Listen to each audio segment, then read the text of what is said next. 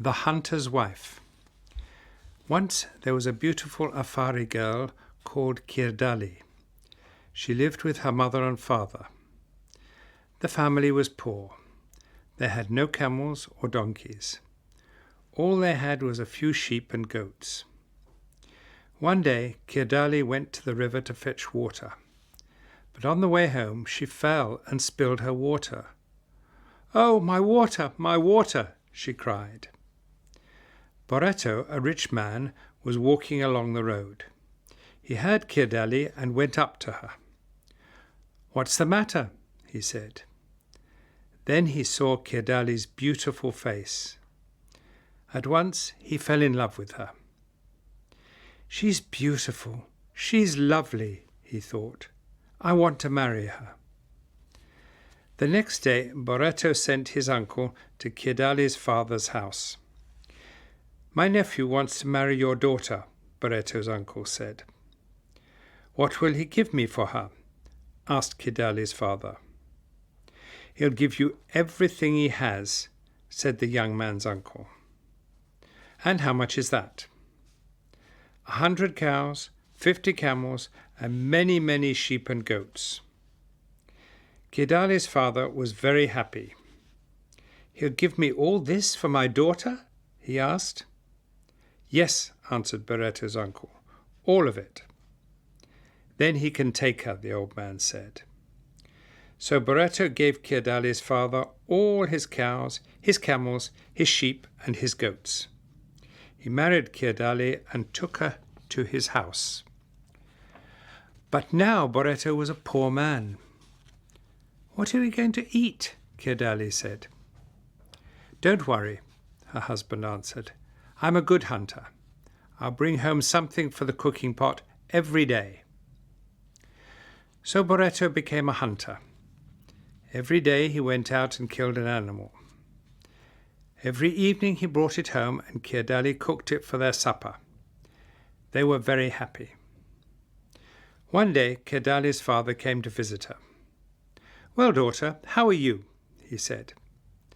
"I'm very well, father," said Kirdali. "Please come and sit down." She ran to her cooking pot. "I must give my father something to eat," she thought. But the cooking pot was empty. "Boretto will soon come home," Kirdali said to herself. "He'll bring some meat. I'll get everything ready now." She lit the fire and filled the cooking pot with water. Then she put the pot on the fire. Soon the water was boiling. It was ready for the meat. But Boretto didn't come. Kirdali waited. The fire began to go out. The water in the pot boiled away. Kirdali fetched more wood and filled the pot with water again. But still Boretto didn't come. Again the fire began to go out, and again the water in the pot boiled away. Kirdali put more wood on the fire and more water into the pot. At last she heard a noise outside. She ran out of the hut. A hunter was walking past. He had a dead bushbuck over his shoulder. But the man wasn't Boretto. It was a neighbour. "Oh, please," Kirdali said, "can you help me?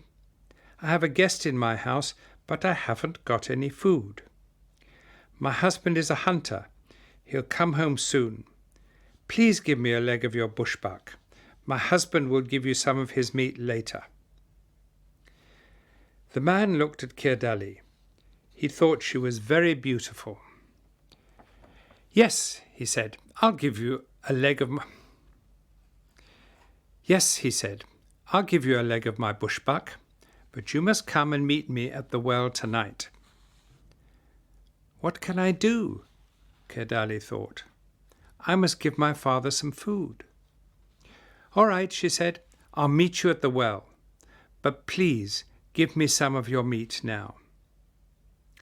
So the man cut a leg off his bushbuck and gave it to Kirdali. She ran back to her hut and put it into the cooking pot. Soon her husband came home. He had killed a zebra. Now there was plenty of meat.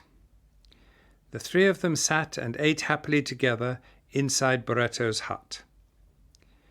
It was dark now. Suddenly Gradded heard a noise. The stranger was outside. He was throwing a small stone onto the roof of the hut. He wanted her to come out. She looked at Barretto and at her father. "Did you hear something?" she asked them. "It was nothing," Barretto said. "It was the wind," said her father. The hunter outside threw another stone onto the roof of the hut. Gradded didn't say anything this time. She only smiled and gave her father another piece of meat. The hunter threw a third stone onto the roof of the hut.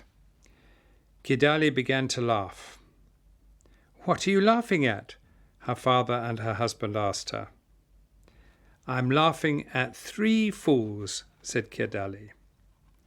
"3 fools? What do you mean?" said her father. "The first fool is my husband," Gradded answered. "He gave away all his cows and camels, his sheep and goats, for the love of one woman. The second fool is my father. He took everything away from his daughter's husband.